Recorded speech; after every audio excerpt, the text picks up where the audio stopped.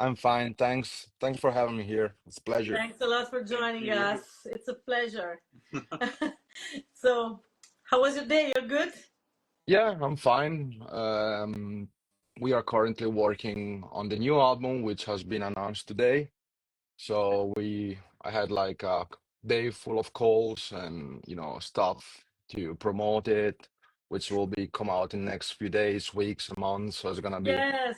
something pretty cool. Yeah, cannot So, guys, wait. go check it out immediately. Okay. And so let's a little bit introduce our guest tonight. So we would like to ask you if you could present a little bit of yourself, and if you can, tell us a little bit about how this project Came to started, life. came to life, and also something about you, like how did you start being, into this genre, and how did you approach music in general? So yeah, I'm Hannes. I have so many things going on right now where I don't even know how to start it. But yeah, we are here about because of Tenebro, which is like currently my main project where I play guitar, bass, and drums. We're two members, but I'm like the one taking care of everything because the other one doesn't want. He's not that technological at all. So so yeah, besides Tenebro, I have other different musical projects such as Sepolcro, Engrossed, Bava, which is another side project of Tenebro. It's like the kid of Yeah. Tenebro.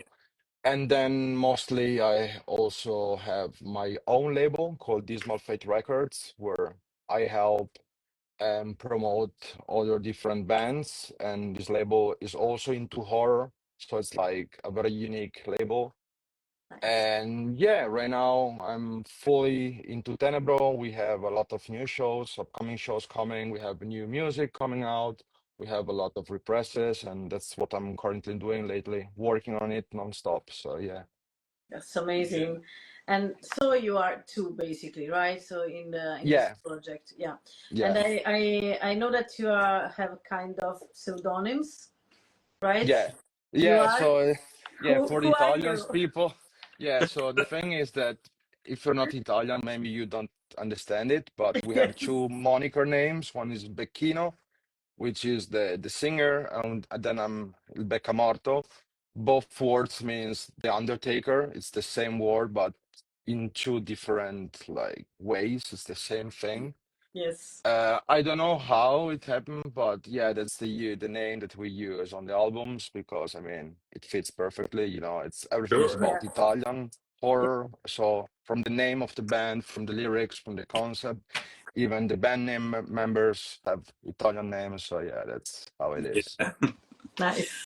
And Nice. how do you define your style, basically? Sorry? Um, can you tell us the right so the definition of your style? Well, that's difficult. I mean, so we call our music Italian horror, glorifying that metal. Or Yeah. lately, there are many reviews and magazine calling us Giallo metal. Giallo because of the Italian Giallo movies, Dario Yeah. Argento, Sergio Martino, and so on. But we simply play like extreme, dirty, muddy death metal. It's nothing Yeah. fancy. It's like something very, very ugly. So yeah, we don't have like I mean, we started like with a massive influence of bands such as Mortician, Impetigo, Yeah. Necrophagia, but with the new releases, we are always trying to evolve. We do not present the same thing twice. We like to to find our own style. So yeah, I mean, maybe Giallo metal is like the best definition that I can give you right now, especially because we announced this new album, which is dedicated to Dario Argento. So I think it fits like perfectly. Yeah. Yeah, and it's also more original. Yes. Yeah. Yeah, yeah, Yeah. definitely. Definitely. Yeah, yeah, Yes. absolutely. And so you this project started like a duo from the beginning, and also the No, if the sound was the same or the idea was no. The thing was that the band was originally started by Becchino, by the singer, almost like 20 years ago, a bit more than 20 years ago. I Yeah. only joined it in 2019 because I want to release like some demos Yeah. on tape, some kind of ratios of this guy's other side project that he had back in the 90s. Hmm. But he didn't want, he had like this old band called Tenebro, which never recorded anything, just a few rehearsals. And then when I heard like some music of it, I was like, dude, we have to bring it back somehow. I mean, if you want, you can re-record the tracks and I'm gonna release it with my label. That's what happened with the first Tenebro demo in 2019, which I produced with my own label.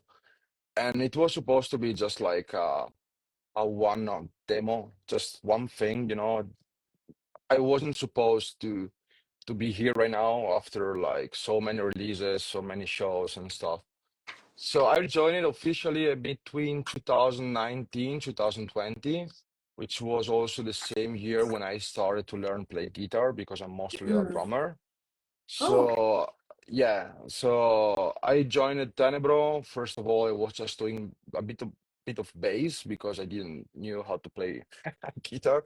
Yeah. And then we had an idea, we released an EP, then we had an album, we had an offer, you know, a deal with Extreme Music from Spain.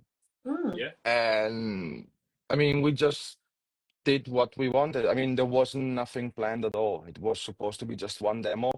And now I think we released almost 40 songs. So Yeah. it's kind of bizarre how things turned in that way. Yeah, So it's kind that's of cool. great. I'm pretty stoked to be here and to do all Sure. these things. Yeah. Yeah. It's amazing.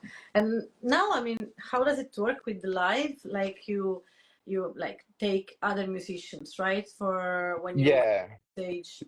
So yeah, the thing is that with Tenebro, we never had any plans at all to play any live shows. I remember talking to Bekinos, was saying like, dude, okay, we are gonna release this and that's it. We are not supposed to play any shows because I have my thing, you have your other Yeah. bands and stuff. But at some point, after the first album, we had so many requests by people, promoters, like, please do a live show, do a live show. So I was like, you know what? I mean, let's figure it out how to do it. Let's make it happen. So we played at NRW, that fest in Germany Mm-hmm. for the first time. But the thing is that the singer Becchino, he couldn't like play any shows. So it was like, Mm. let's find a solution. Then I'm gonna switch on vocals for live shows, Yeah. and I'm gonna find some friends who could like help me with the with the Oh, with the okay. live shows. So yeah, mostly. I mean, I think that every show had like almost a different lineup. Okay. We never found like a solid a solid Mm. lineup because, as I told you before, we have every band member has different bands. So Tenebro for them is just like, you know, a side project, obviously. So they have to take care of their own bands. But now seems that finally we are like finding a solution to have like a real lineup for every single show to make the things, I mean, right, you know. So yeah, let's Sure. say that all the band members are just close friends, which I played with in other projects and stuff like that. So yeah. Yeah, that's Sure. great. Sure. Nice. Nice. And also, so your guys are Italians, and I would like to ask you, what do you think about the Italian scene, Italian death metal scene, and what do you like mainly about this scene in Italy? So the thing is that I'm 28 right now. Yeah, When I started playing in the underground that metal here, I was 14 with my first band, which is still my main band called Sepolcro. yeah, Yeah. I was, as always, the kid. I was 14. I had short hair. Everybody was looking at me like, who is this freaking poser, you know, and stuff like that. And back then, the scene, so I'm talking about 2011, 2012, there was a big scene, but it was pretty different from nowadays. There weren't that many kids. I Yeah. was always the yeah, I was the kid back then, and I always had to push through the older people to get their approve. So it was more difficult back then. But since the pandemic, I don't know what happened.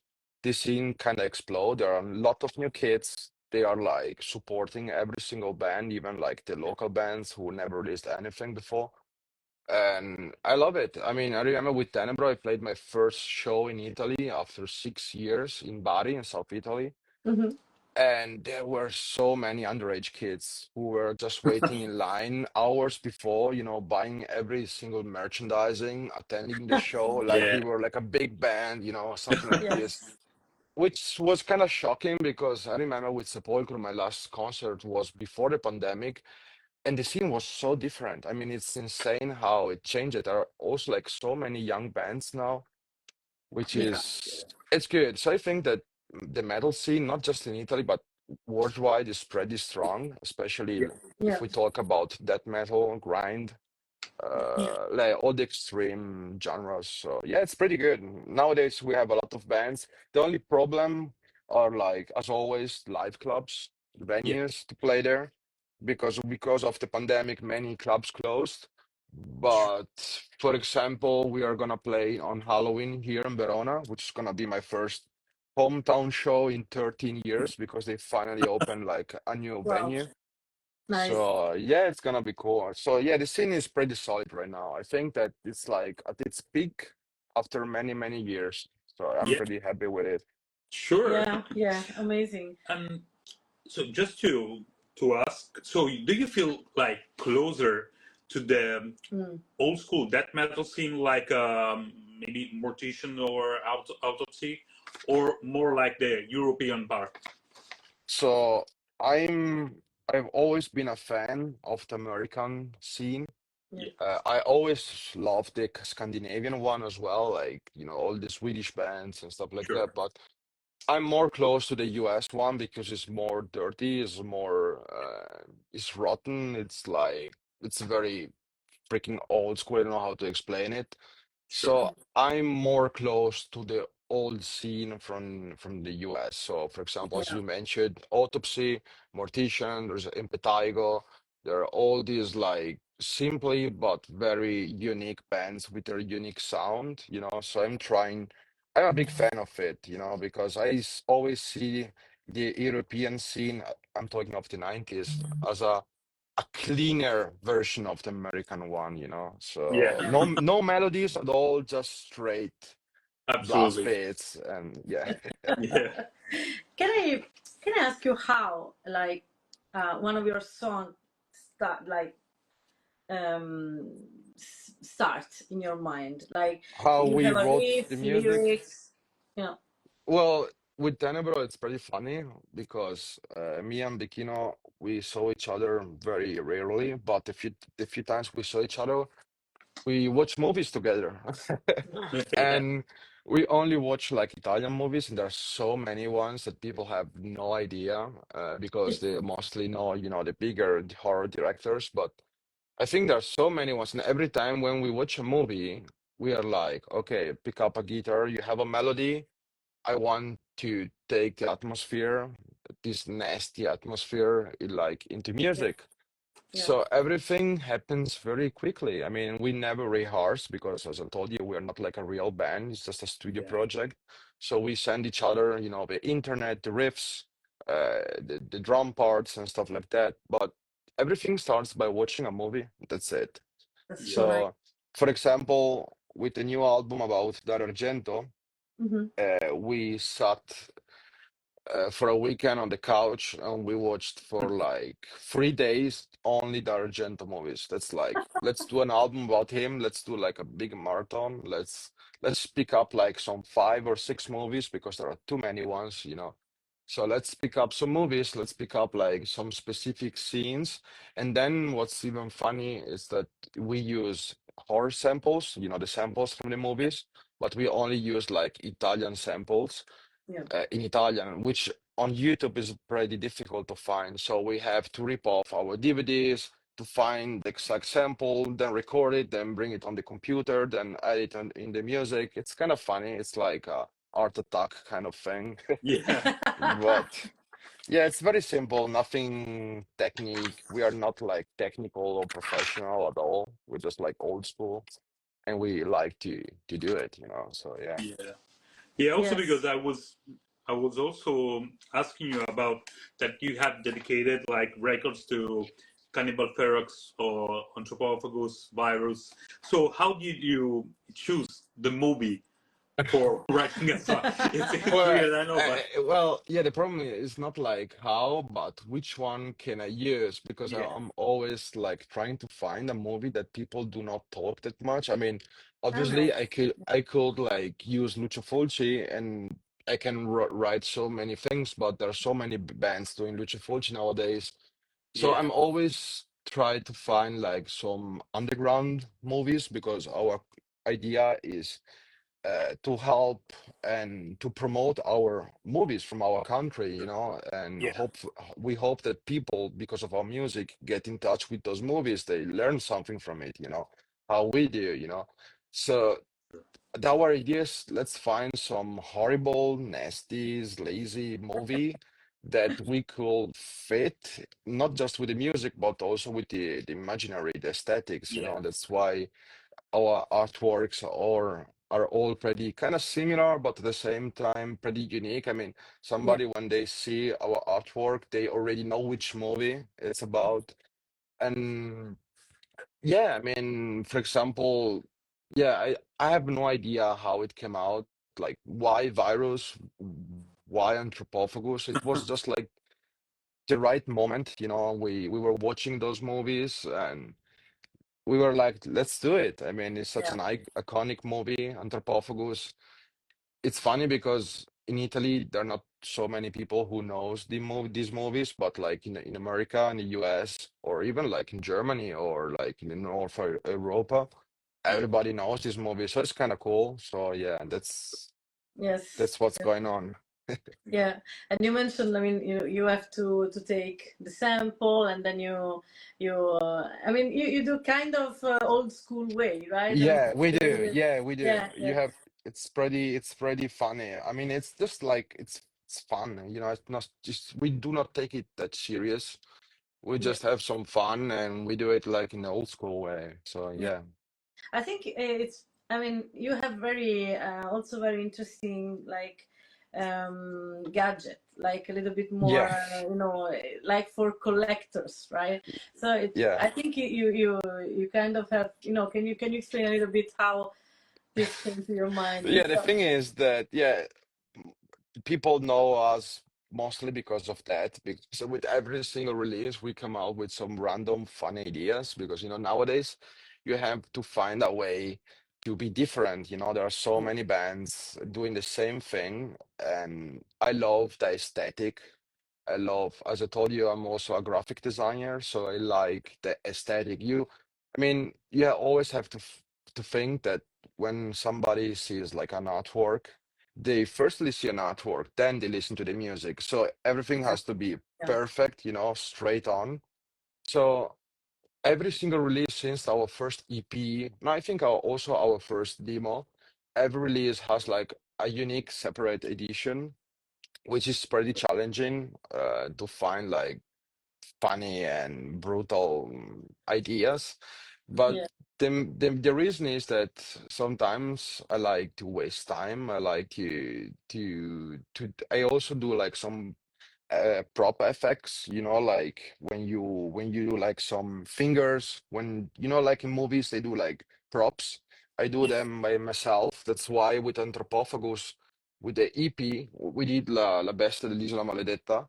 yeah, We had like a packaging with the fetus of the movie that I did by myself, with the Ultime Grido della Giungla album, the one about the cannibal horror movies. We did yeah, like a VHS, a real VHS case, where inside, besides the tape, you could find the pin, woven patch, a vomit bag, that, but then also like handmade fingers done by yeah, myself. And with virus, we had like some vials, you know, with the virus inside with real worms. great. And we did so many things, and it's kind of funny because now when a new release comes out, people already know that we are gonna like push our limits and find like a stupid way to sell, our merchandising. But it sells pretty well. I mean, that's kind of cool. I mean, I love doing this. And with movies, you can come out with so many different ideas. So Yeah, it's since like, we, yeah, sorry, please. no, no, nothing. It's just, we're just saying we are trying to sell our music, sell our product, but Yeah, in a full 360 degree. I wanted people get the music, but also get the vibes. They Yeah. want that they get the full package. yeah. Yes.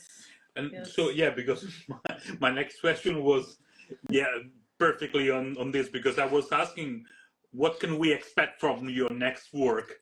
But So yeah, yeah. Well, yeah, I mean, the next work, I cannot spoil anything, obviously, no, because no, Yeah, no. it yeah. just came out today.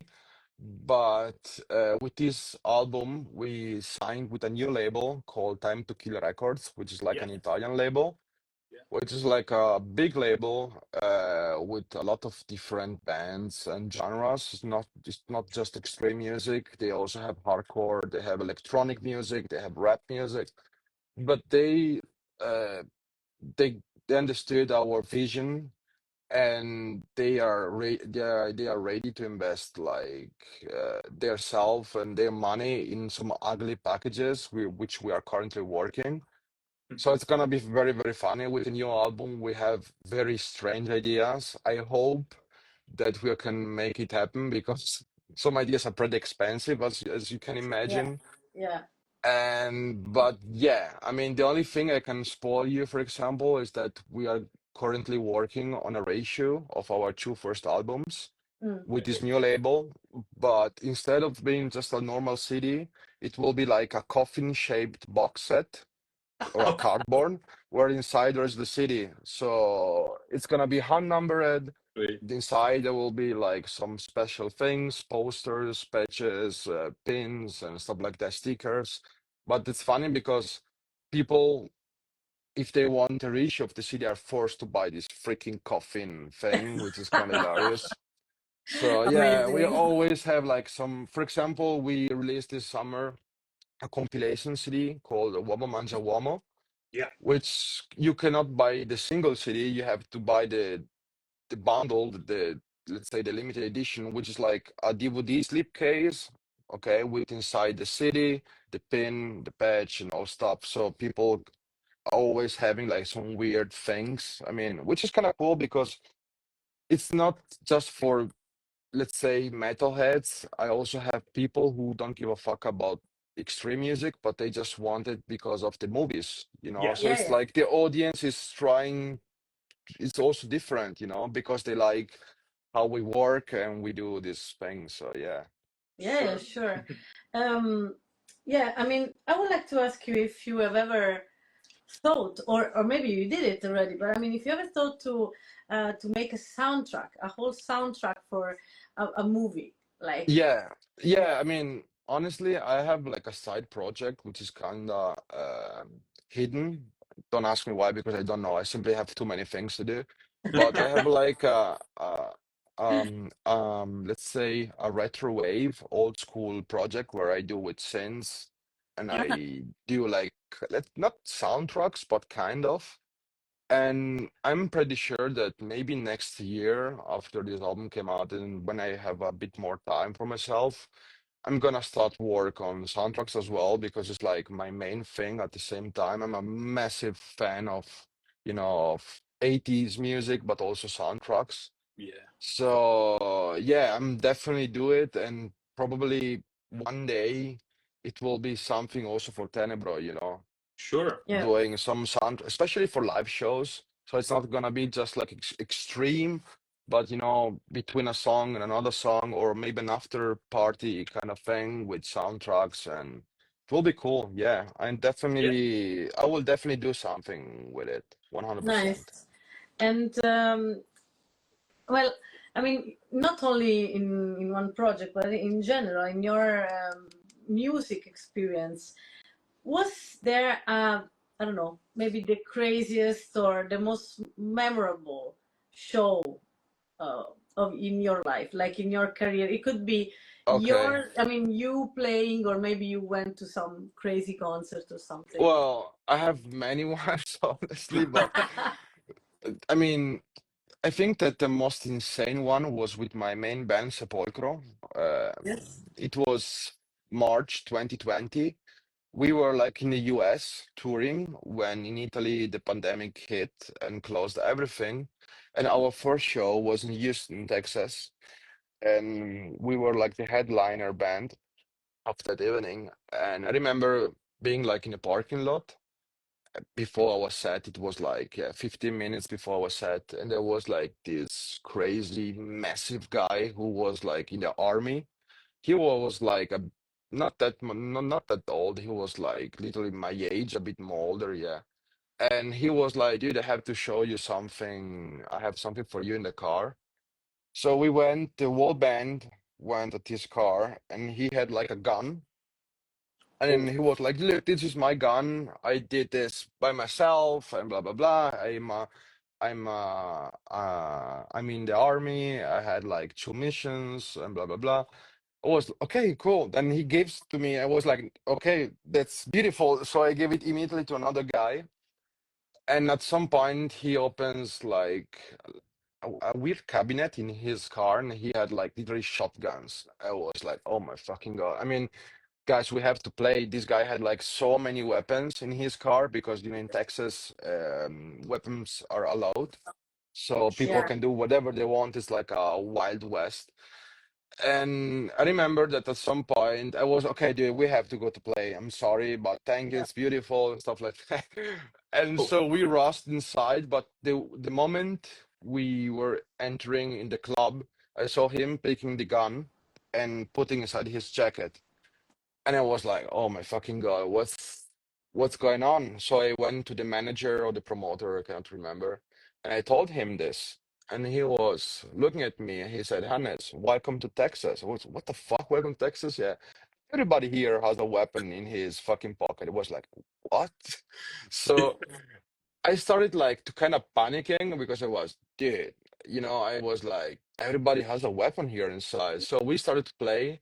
And I remember between the songs, I never tried to push, and I never tried to say to people, let's go, let's move, let's. I was like, dude, we have to play as fast as we can so we can end this show and we can go back home safely. And I Yeah. remember after the second song, everybody was moshing, and I was like, Yeah. holy fuck, if something happens, they have, the trigger. So yeah, that was insane also because after the show, we were safe. Finally, the shows ended. It was beautiful. I went to the merch table selling t-shirts, and there was another guy who was pretty fucking weird. He looked like a homeless guy but he wasn't homeless. He was probably a crackhead, a junkie. And he wanted to buy a t-shirt, but he didn't have any money. I was like, dude, I'm sorry, but yeah, we're not giving anything away for free. sure. Sure. And he was like, are you trading? I was like, what do you want to trade with? He was like, I have some explosive. I was like, My, what? Yeah, so he had like the explosive powder, He he had in his pocket, he had like such a big bag of explosive powder. I was like, dude, you know what? You want which t-shirt you want? Tell him, okay, it's for free. Just take it oh Oh and my God. God. have fun. It was so insane. I remember same evening there was another guy who wanted us to go at his home the next day to literally shot behind his house. He had even like grenades, those that you Sure. throw. And I was like, dude, what the fuck is going on? It was like my first day in the US. I wasn't expecting like such a craziness. Yeah. But yeah, this was definitely like one of the most ridiculous, insane moments because everything was happening in just a bunch of hours and I couldn't understand what was going on, if people Oh were my God. serious or not. But yeah, that's definitely the Americans, US people, you guys are freaking crazy for real. But yeah. And we Wow. so yeah, this is really crazy. Wow. We didn't expect Thanks a for reply like sharing. this. Thank you. Yeah, but we had, I mean, there were so many times, even like after this tour, we went to Mexico to play in Mexico City at a festival. and this festival booked like an entire hotel, a full hotel for all the bands. We were like 40 bands. So imagine a hotel booked in Mexico for 40 bands from all over the world. My It God. was like going back in the 80s and seeing like the wildest things ever. You could see like people passing out in the hall. You could see like people smoking pot in some Coca-Cola cans. It, I mean, there were like people trashing like their bedrooms, and it was also like in not a very good area. It was like in a, let's say, not a safe area, so you Yeah. could hear like guns. It was so insane. I mean, that little tour during the pandemic was actually insane. I mean, I will never forget it. Plus, I was, I think 21, 22 years old, 23 years old. So for me, it was like, dude, what the fuck? But yeah, those moments, I mean, I have so many stories, but yeah, those are like literally like the best ones, you know. So Well, yeah. thanks. Thanks. Thanks for It's sharing. amazing. Thanks for sharing. And we today also wrote particular question for you. Yeah.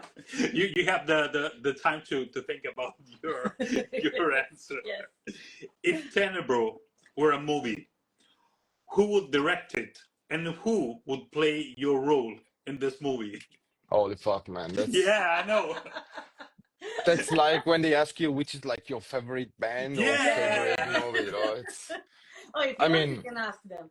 Yeah. the thing is that as you obviously know, I'm very much into like Italian horror cinema, Yeah. Italian horror movies.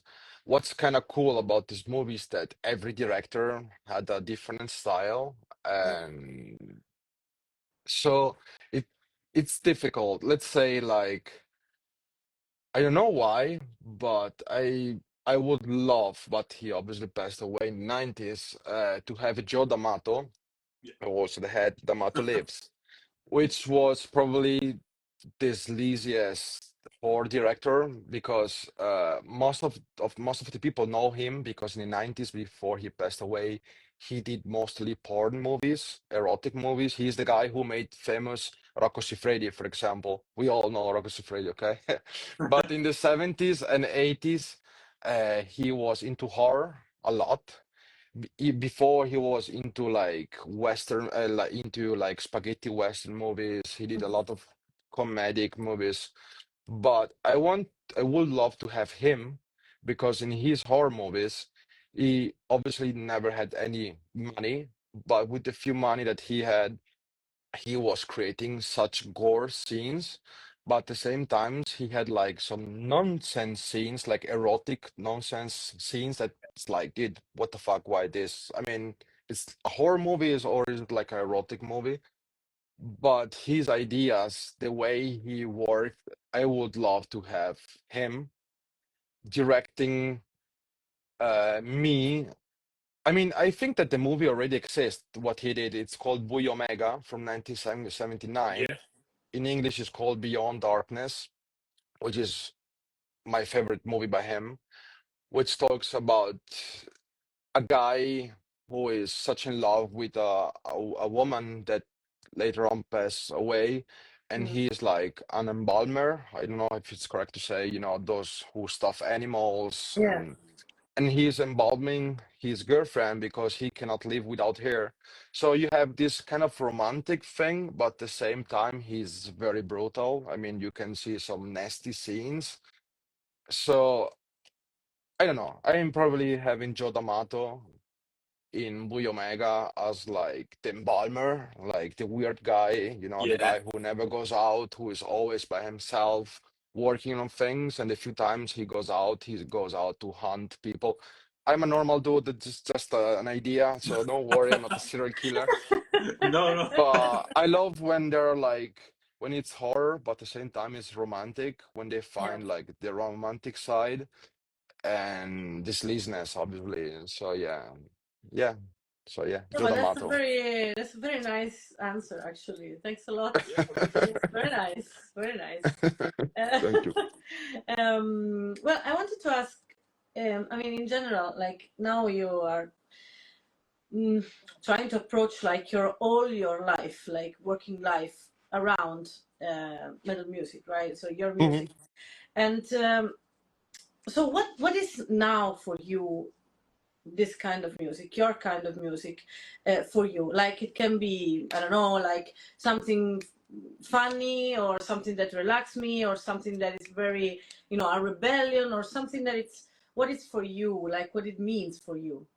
Well, honestly, the funny answer could be it's ruining my life because I wish that I could take a break from it and do something else, something normal, something, yeah, let's say normal, but I'm saying and understanding that it's part of my life every single day, everything I do, it's always about this. Yeah. So I think that, let's say, yeah, we are talking about extreme music, but I'm a music fan in every genre. I listen to every type of music.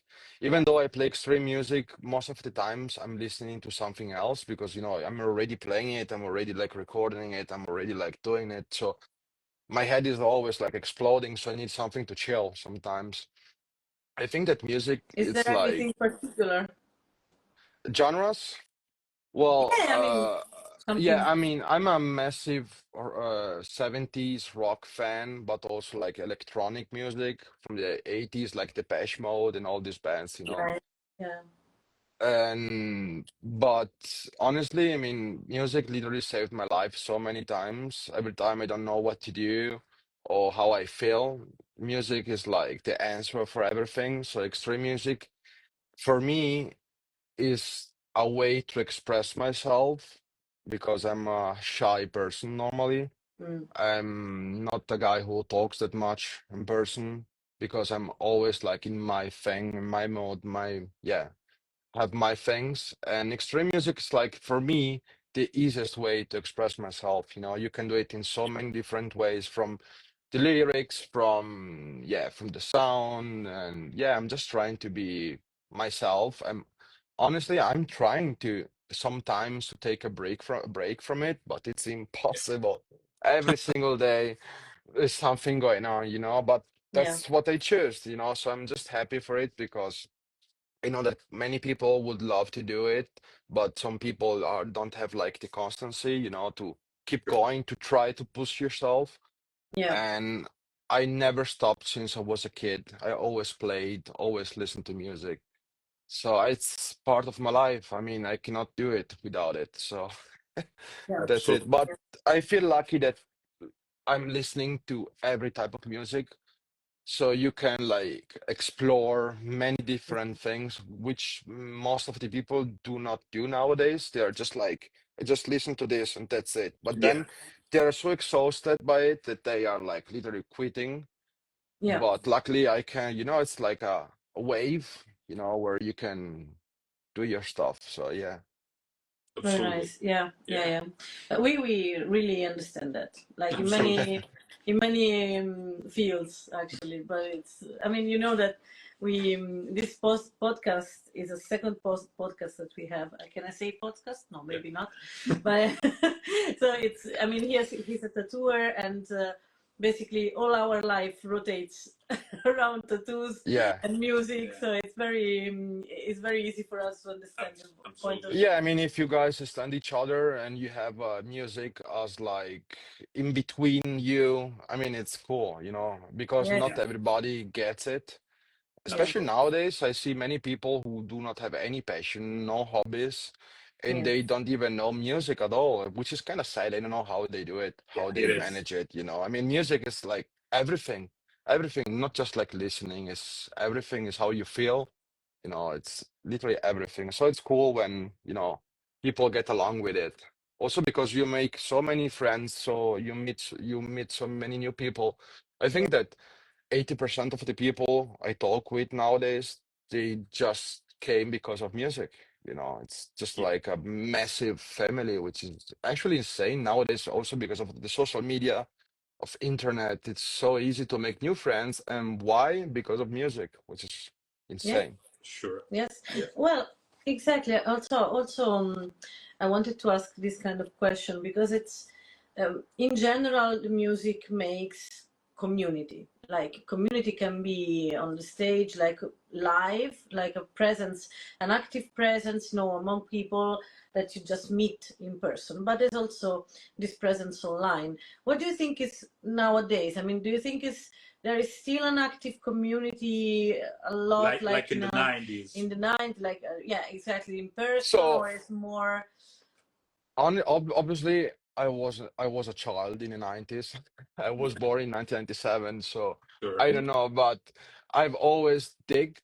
I mean, I'm pretty sure that like every type of music, all the genres come back sometimes. It's like a trend. I yeah, think that nowadays we are at our peak of our kind of music, and I think that, as I told you before, since the pandemic, something clicked with the new generations, and it's so like supportive in every single way. I see it from going to shows, how people act, and they don't give a fuck. They come there, they ask you stuff, they want to take a picture, they buy you merchandising, which did not happen like 15 years ago. It was very, very different. So I think that nowadays is pretty, pretty strong. I think it couldn't be better. I Yes. mean, literally, it's nice. so it's so good. I cannot say anything about it because yeah, I see it, from people text me, sharing the post, sharing the music, asking me stuff, which is, I mean, it's amazing. I mean, it means that I'm doing something fine. Yeah, Yeah. I'm doing something good, So Yeah, yeah, it's pretty cool. Yeah. That is. nice, Yeah. nice. So I think that Yes, that's all, and yes, Okay. we really, really thank you for yes. your time and for your participation. We really appreciate It it, was honestly. amazing to have you here, and My pleasure, guys. My pleasure. thanks a Thank lot. you so, so much. Thank you. Thanks a lot. We really would like to ask you if we could like say goodbye to each other. So I think that, I mean, I think Zoom collapsed, but maybe we will just call you back on Yeah, Instagram once we finish the absolutely. live. So thank you very Absolutely. much, and Thanks a lot, My see you Maggie. pleasure, very Thank you. guys. soon. Thank you. Cheers. Bye. Cheers. Bye. Cheers.